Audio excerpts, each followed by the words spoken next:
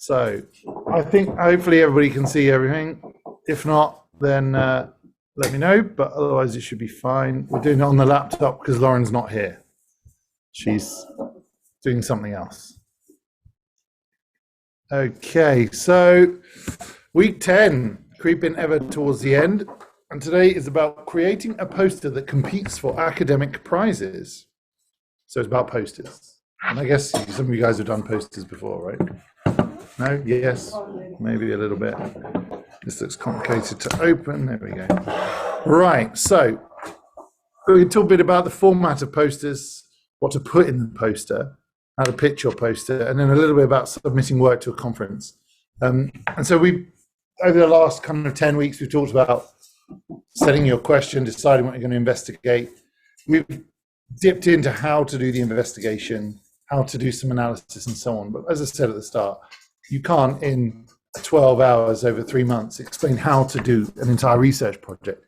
But of course, all of that is for naught if you can't then disseminate your work. And that goes in two directions. One is to the sort of general population, the people who are affected by whatever disease you're investigating. And the other is to the rest of the medical and scientific community. Realistically, it's to the rest of the community that's the most important bit, isn't it? Because they're going to employ those findings to manage patients. So there's three ways of doing that, aren't there? There's writing the paper, which is the report of what you've done, is kind of the definitive record. There's presenting, so standing up and talking, like I do here a week. And then there is posters, which is a sort of visual display of your work. And any lab you go into, there's some in here. There are posters around. And so the purpose of a poster, right? So conferences will often have two elements to their program. One is the podium presentations, 5 minutes plus questions. There's only so many of those they can do, whereas posters are only limited either by the amount of space in the room, if they're hard copy, or increasingly they're e-posters, so done on a PowerPoint slide, on a bank of monitors in a venue. And they could have as many as they really realistically want of those, so thousands potentially. And of course, attract people to come to the conference and provide an increased outlet for your work. So it's to increase the number of abstracts available to the community. They're useful because they draw attention to your work program and your unit. Not every piece of work warrants the effort of a big submission, big series of podium presentations and all the cost that goes with it. Sometimes if you've done a small sort of side analysis or a sub-analysis, a poster is the right way to go. You disseminate it, you've got a citation of sorts, and you can move on to focus on bigger bits of work.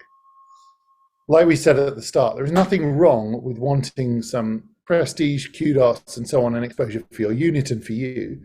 And a poster is a useful way of doing that. It's a relatively small piece of work to create a poster.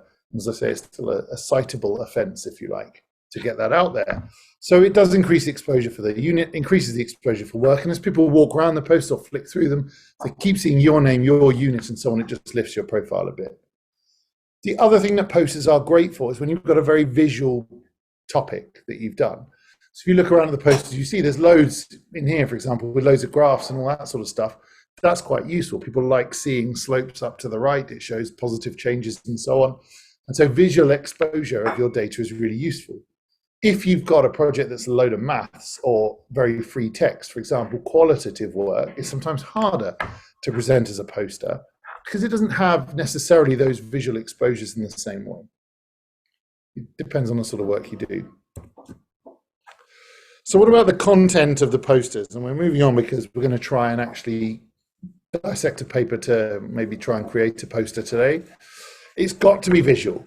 So people will only spend a few seconds looking at the poster before deciding whether to go dive into it or not. And the majority of posters don't get looked at all at conferences because they're either badly put together or just not interesting enough. Okay, so it has to be visual. It has to be snappy. Okay, think about adverts on the TV. If they just showed, people drinking at the Queen Vic for EastEnders again, you wouldn't want to watch it. They showed the snappy things, the headline events on that episode, for example. It's got to be really easy to read. People don't want to have to concentrate and read lots of prose text, so bullet points work well.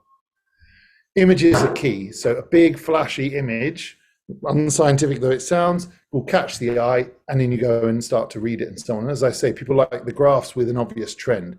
They like x-rays with an obvious difference. They like surgical pictures with lots of gore.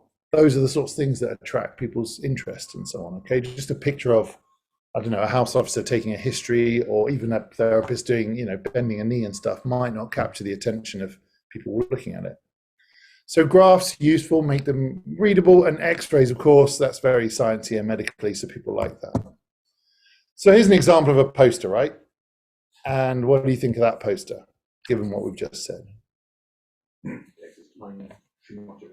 Text is tiny, too much text. Anybody online? Pointless graphics. Pointless graphics, exactly. So the graphics are adding nothing. A star field, a little hamster on a scale. What's it about? Not 100% sure. Hard to read. The text at the title at the top. Something about pigs in space sounds like a Muppets film. Watch Muppets Christmas Carol, by the way. It's exceptional. Okay. Hard to read. No meaningful pictures. Are you going to stand and read that? Yassine, what do you reckon? No, definitely not. Of course you're not. You're going to look at it and go, and move on. So pretty sure this poster was never read. Believe it or not, this was submitted to the Lancet and published by the Lancet. So it goes to show the standard of posters that most people are doing. And you can see it's just appalling. What's the NRF? What is this all about? Black hole something? Diet plans? Don't know. Pointless. So you can publish posters. So I think you can online in some of the journals, yeah. But this was. So I spent a bit of time looking at it, and this is what I came up with, which was bad about it. Exactly, too much writing. The image is pointless in the background. Good posters, you have to be able to read them, The text boxes are all different colors, aren't they? Stupidness. Someone's gone nuts with Word. Different words, not separated. It's justified, which causes, it's quite difficult to read justified text. People use the jaggedness to kind of get a rhythm in their reading. Oops, sorry. The word art is pointless. It's all in capitals. Capitals are harder to read. People don't like reading. That's why motorway signs are in small, lowercase writing. The fonts are just annoying. The colors are just annoying. The section heads are just annoying. To me, it looks like someone who's gone, crap, I've got to submit a poster in an hour. I'll just bang it together. Okay. My personal thing about citing literature on posters, if it's really critical, then cite it. But I don't tend to cite the literature. People really want to dig into my citations, they can read the report. Okay, most people just want to be told. All right. So here's a poster that I put together for Global Spine. Now, Global Spine are one of the few conferences that dictate what your poster has to look like. So they will dictate, some conferences will dictate the format down to the font size, the formatting, how it has to be laid out and so on. So this is the format that they dictated. And I didn't think it was very good, but it is what it is. And they obligate you to fill in something for each of these titles. So you have to have further information. You have to have conflicts of interest, which is fair enough. You have to have conclusion, and the results have to be in the middle and so on. So it really dictates what you want to do. The problem with that is if it is a bad format, it's hard to make it readable, right? So what do you think of this one? You can say it's bad because I don't think it's very good. I don't think it gives you a chance to represent the work you do. What do you think? Again, there's a lot of, it looks like an abstract. Yeah. With a few graphs, so it's still a lot of writing. Yeah, I agree. How do you drink that? Yeah, lots of writing. And limited chance to highlight it. So you were allowed bold, but you're not allowed to sort of emphasize it or colorize it or anything like that. And the font has to be the same size. It's just difficult to follow, isn't it? I think. And just a bit wordy. I can't put everything about the unit in. I can't put where the work was done very easily. So, I couldn't put the Bart's Health or the bone and joint thing in, which not too many logos, but I think that's important. Remember, part of the purpose is to lift the profile of you and your unit, right?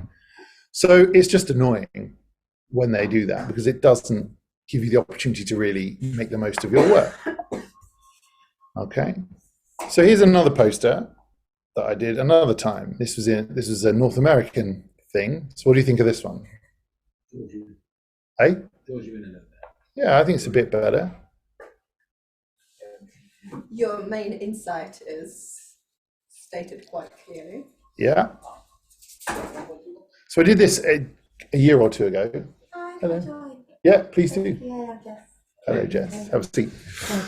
So, oh no worries. So this was a couple of years ago. So I would do things differently. There are too many words on it.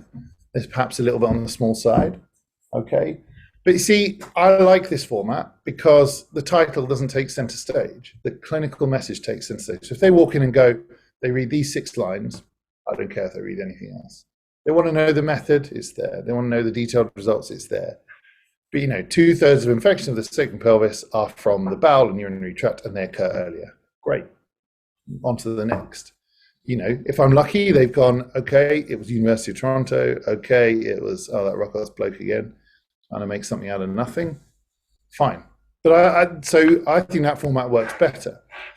So if you think about it, your title has to have this curb appeal thing, doesn't it? So in the first one, the title takes center stage.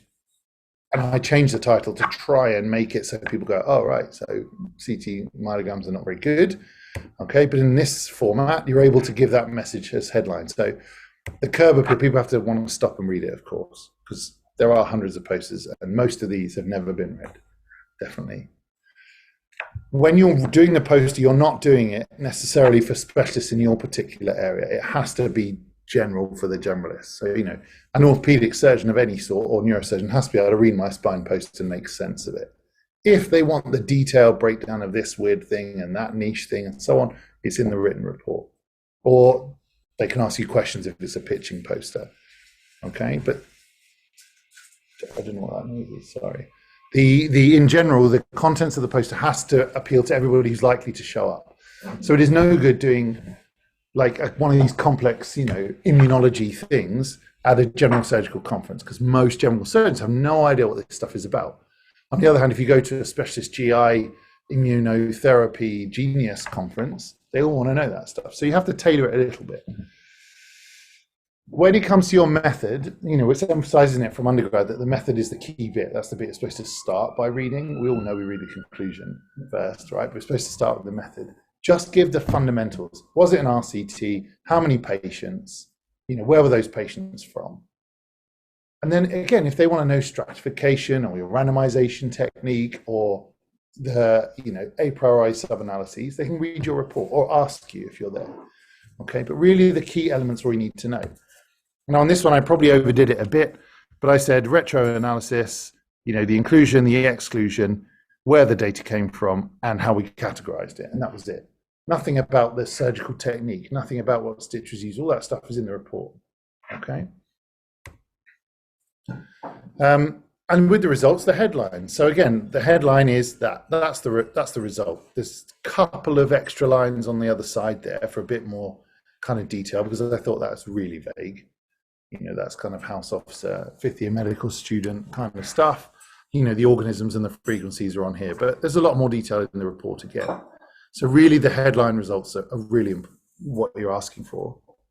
With the discussions and so on, all you want to do is put it in context. Up until now, everybody thought it was dirt from the actual operation. Actually, this shows it's the post-operative time that gives people infection. That's it. And that's all the conclusions are on this, really. Outside in, more common, caused by bowels, looking after the wound will reduce it, and maybe leaving catheter in for longer, that's it. So you're just putting it into practice and saying, well, this is how it changes practice. Okay, and again, absolutely key is the clinical message, so what?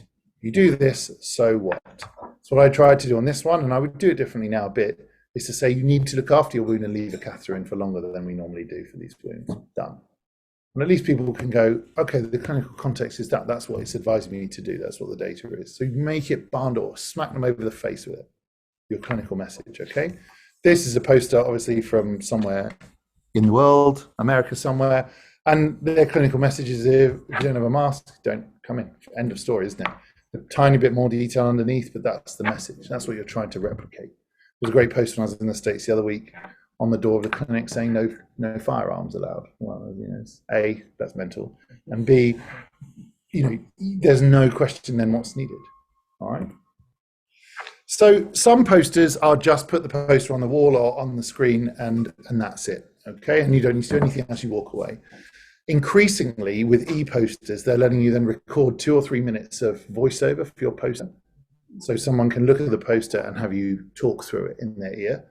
Okay, in the old days, before COVID, you would stand next to your poster. There'd be a designated poster viewing session, and the bespectacled ones would walk around, and you'd stand by your poster. More often than not, you'd never speak to anybody, but sometimes you would. So you have 2 or 3 minutes to really pitch your poster. And it's hard because you're going to say what's on your poster, because by definition, you've done the headline points on your poster. You just need to draw attention to it and really answer questions. So if the opportunity comes for that, you need to think, what is the one thing when they leave, I want them to connect me and my unit to with this piece of work? And actually 2/3 of infections are caused by contamination of the wound following surgery. We investigated this by doing retrospective case analysis of 700 patients and those who underwent deep debridement. So on. If they're still listening, then you can go into a bit more detail. Okay, but you really need to, in the first 30 seconds, give the main message. It's the usual talk. Now, public speaking normally follows a story, doesn't it? That's how you sell it, is a story. Not so much with posters. Okay, with posters, it's bang, bang, bang, bang, 5 points done. Okay, it doesn't have to take 3 minutes.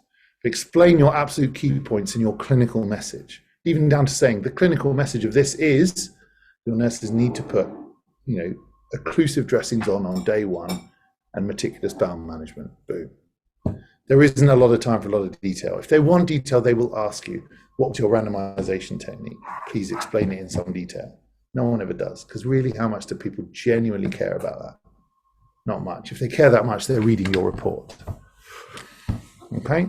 Make sure at the end they know who you are and where your unit is from. Otherwise, the whole thing is pointless. Okay? It's just another paper. If they know it's come from whatever Bart's orthopedic, or they know it's you doing it, then that's an extra little point. So this is the better poster format, okay? The one that we used in North America is coming up a little bit small, okay? But this, you can find this online, and this is what we used this is what I use now for posters when I'm given free rein, okay? And you can see it follows that good, better poster I showed you. The main message is in the middle. They suggest using a QR code. I think that's a very North American thing. I would never really do that, I don't think. But if you've got a great lab website or something, maybe you do that. And you just go through and you just say, title, main findings, and so on over here, QR codes and all that sort of stuff. And this is what they should look like. Simple as that. But you see this sort of template is mostly pictures. They've managed to get background, methods and results all on one side. I've never seen a poster manage to do that. The best studies are the simple ones, right? So maybe you can, and just fill it with pictures. So what I thought we'd try and do, and it's a bit more difficult to do it without Lauren here bringing us a piece of paper. So online, I've sent you in the chat a very short paper that I wrote and did a poster for, and I've got printed copies in here, and I thought we'd spend sort of 20 minutes maybe, it is a short paper, just picking out the key points you'd put in each section, and maybe sketching out a poster that you might put up at a general orthopedic conference that you might go to yourself, and try and pick out the key points and the key message from the paper and create a poster for it. As I say, the plan originally was to actually do posters in here, but with the mixed presentation, it's a bit harder to do. So you can do it in pairs or threes if you like, and we'll give you sort of till maybe 1:10 to do that, and then we can look at the poster. And I actually have done the poster, and I've got it on the next slide, and then we'll talk about submitting. We'll talk about those and submitting to a conference as well. Is that all right? Online. I thought, if you want to go in just as a 5 or something, or a 4, sorry, and each of you could read one of the sections and just pick out the key points and so on, for how you might lay the poster out, and then we can just talk about it. You don't need to draw it and so on. And I'll put us on mute and turn the voice off so you can talk, because I don't know how to do the classrooms. Is that okay? I'd say that as a yes. All right. Alternatively, if you can't be asked and just want to have lunch, that's fine.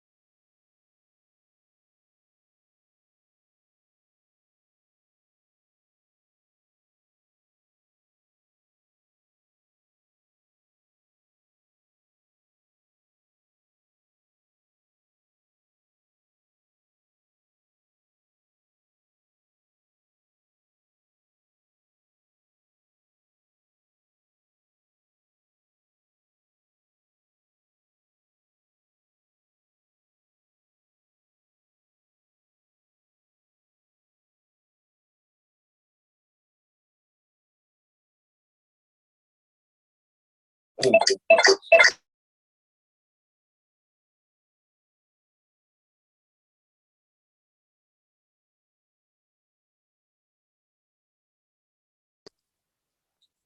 right, we'll just do another couple of minutes.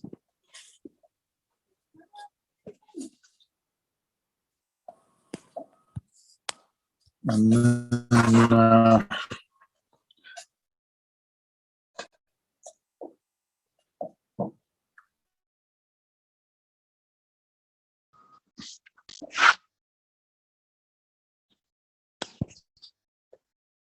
What would you recommend if the conference states that you need to have a portrait, isn't it? A portrait poster? I suppose if they said you must have a portrait, then Try and do a similar thing. yeah, try and do a similar thing, but in that format. But I've never known a conference to do that particularly. I think there's sort of trends, like the Queen Mary ones all seem to be portrait, but I don't know why. Yeah. So increasingly it's e-posters, and then you can kind of do what you want. Well, yeah, it is, but they just bring hundreds and hundreds on, so each post just gets less airtime, which is a bit sad. And you can record your pitch, but you can't answer them questions with it, really. And as a viewer, I think it's something to Yeah, definitely. They're always at the back of the room somewhere on a screen, you know. So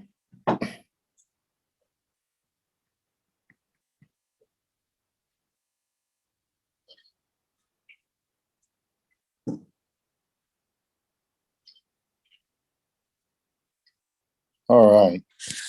Okay, so there you go. What's that? 10 past. So that's probably enough. So what I thought we'd do, I've swapped onto my phone with the old Zoom because the guys in the room have actually handcrafted some posters worthy of review. So I thought what we do is maybe start online with the guys there and just sort of, ask you, perhaps a couple of you, what the key points you drew out of the paper were. So if you didn't do anything, you just had lunch or watched Neighbours, then just don't say anything and I'll move on. So Sabrina, thinking about the introduction stuff, what did you pick out as the key points of that?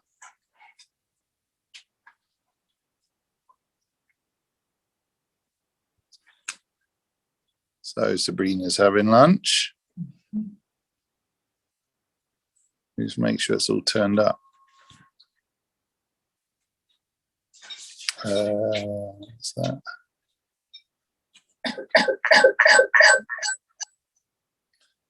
Anything there, Sabrina? Oh. Don't know why that's happening. Hold on.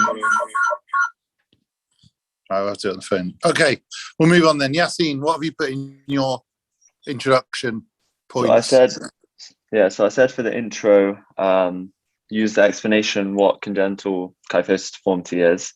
Yeah. And I would say put what treatment options they were used right now. I think you've listed like 3. It's not long. Yeah.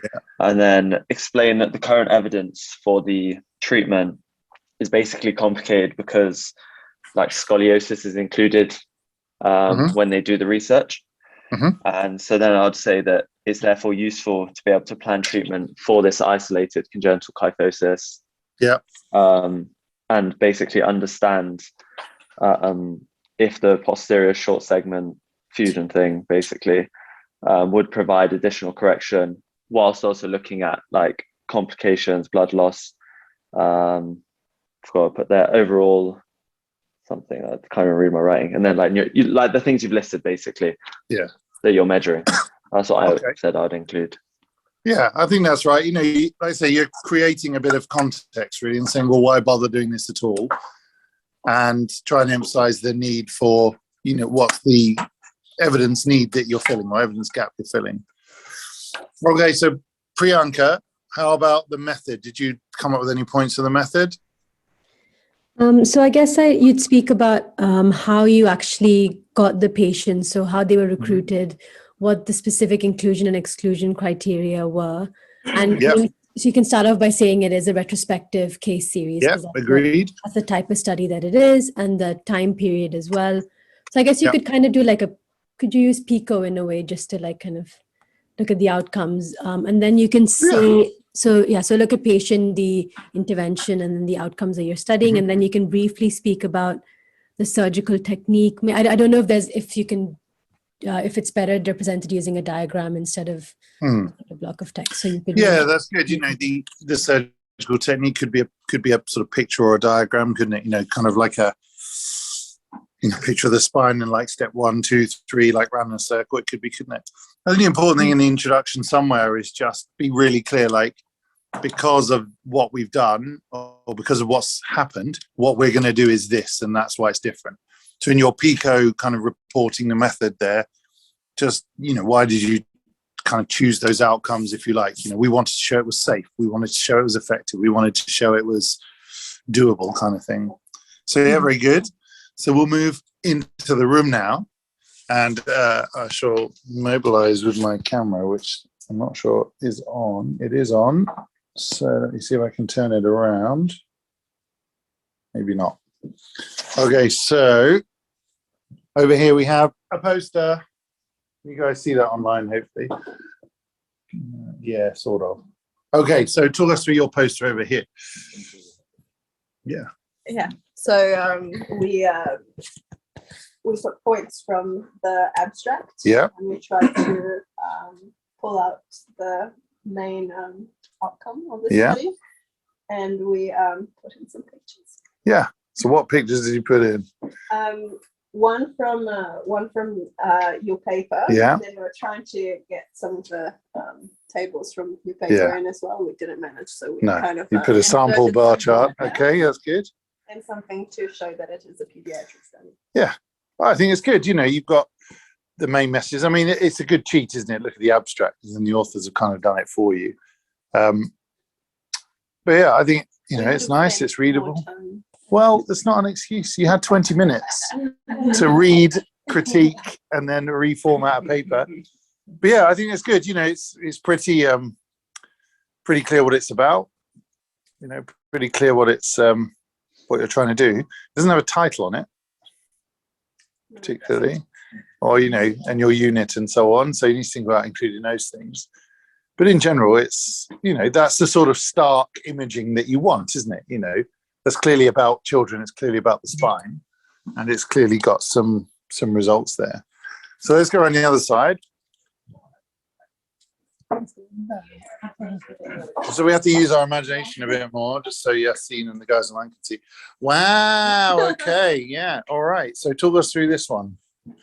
So we thought we'd go for it's the kind of the big wording. Yeah. Right in the middle here. Short simple fusion to create this is safe and effective. Yeah. And we thought we'd go with pictures here. Yeah. So I put the QR code before I put the pictures there. Okay. Fine. And we thought we'd go with one of the pictures we were inspired by going with trying to get all the writing on this side. Okay. We've got the table here. We converted one of your tables into a graph. Oh, all right. Did you join the lines? Because that's just wrong, apparently. Yeah. I just want to see if you've noticed that.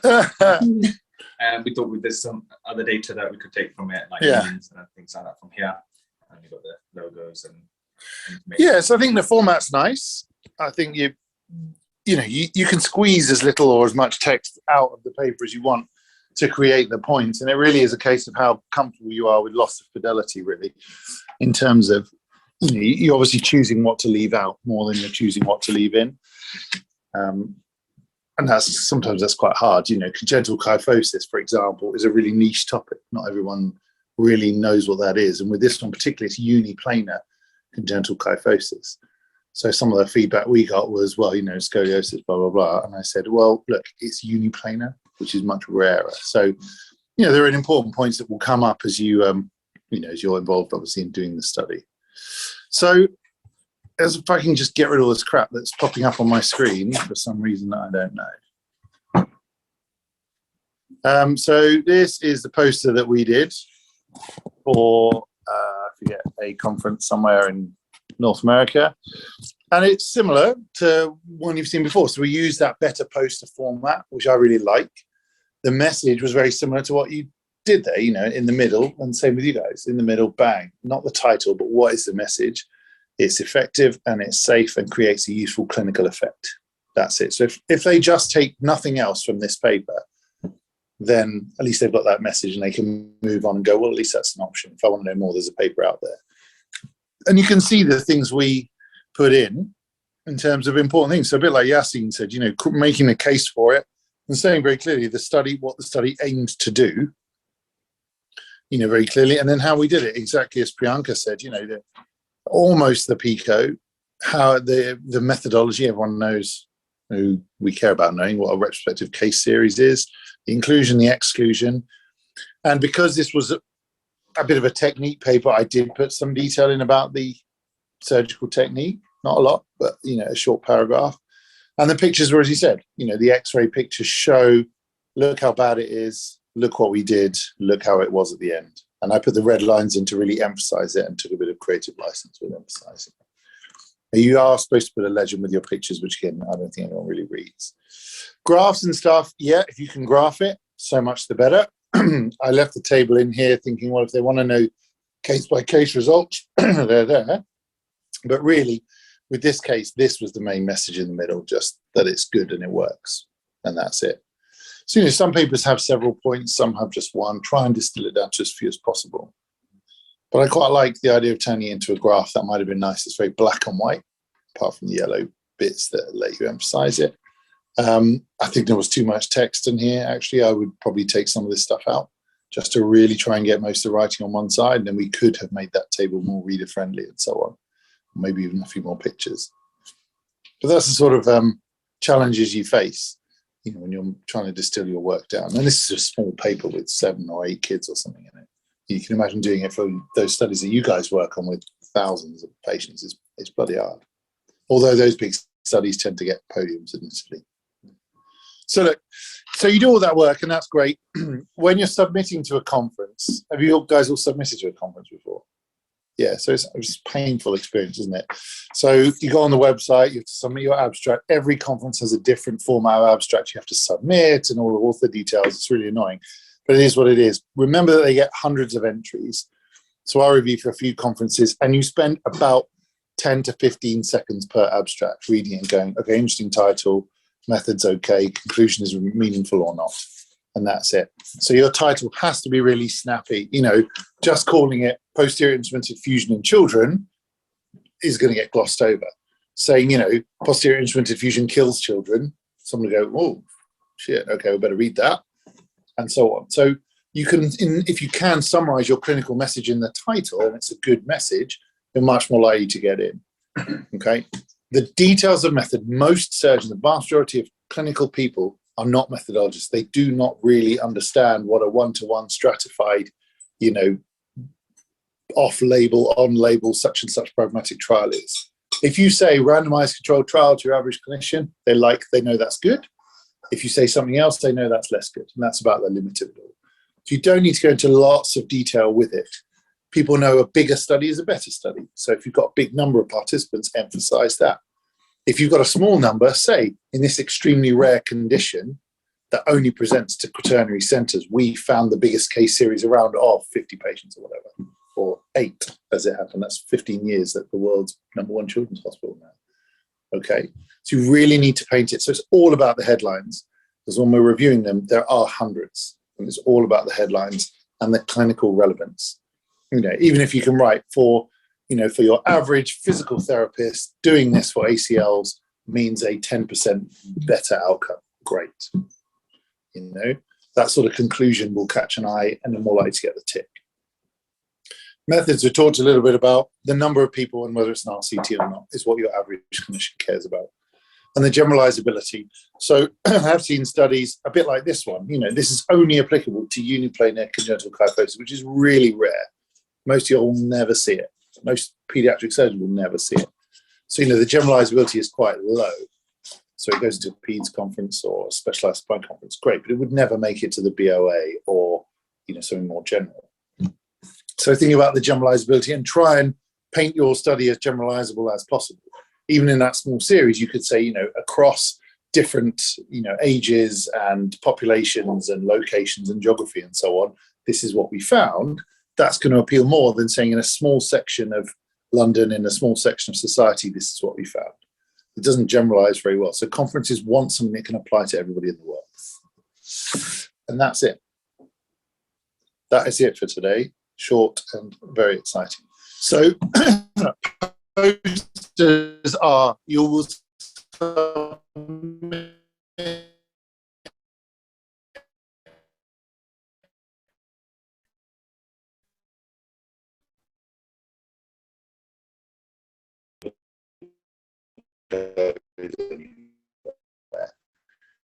so just keep submitting your abstracts and so on. And more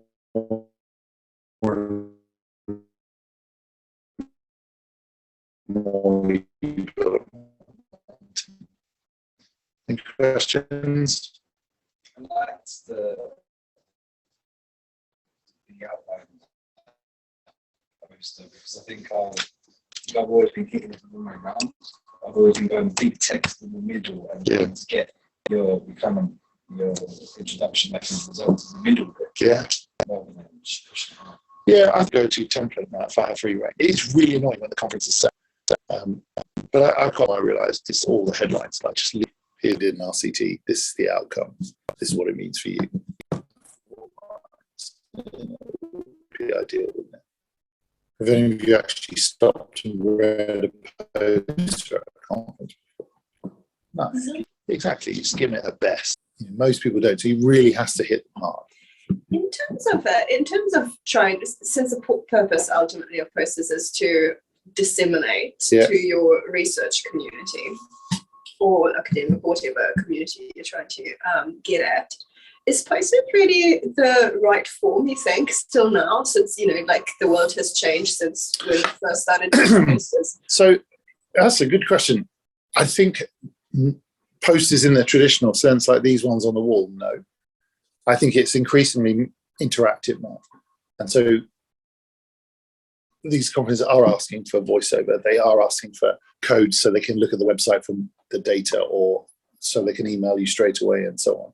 Some conferences are now saying rather than a single page, it's 5 slides that people can flick through and so on, which of course gives you the chance to do video or I don't know, another little audio track or something. So I think it's changing. I think the days of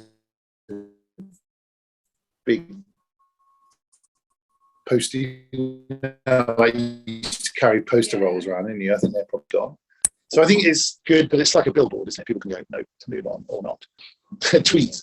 So, like I just feel that I'm engaged with way more tweets recently than, like, I don't remember the last time I read a poster.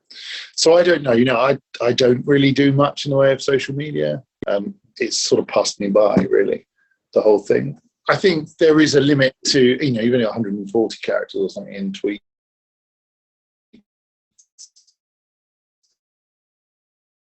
I think you can really do the headline. We've just discovered posterior instruments. That's great. And people go, oh, cool. And they'll click it or they won't.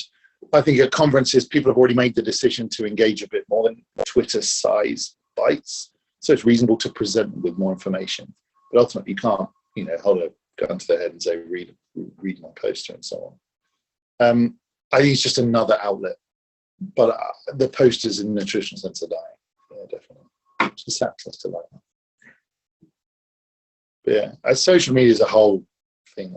Xavier's the one who does all this. Well, Lauren does all the social media for him. Sometimes I think, I watch the Strictly, and there's loads of different media streams. Where does it stop? Do you TikTok your paper? Do you this? Do you that? I don't know. I'm not even sure what TikTok is. We're trying to do some videos. We're just been told that if you can make it like TikTok, you're probably going to get more. Yeah. How the hell do you explain, ACL rehab in 30 seconds? 30 seconds just to tell someone what an ACL is. It is bonkers, but that's the way it's going. You have to distill it more and more and more.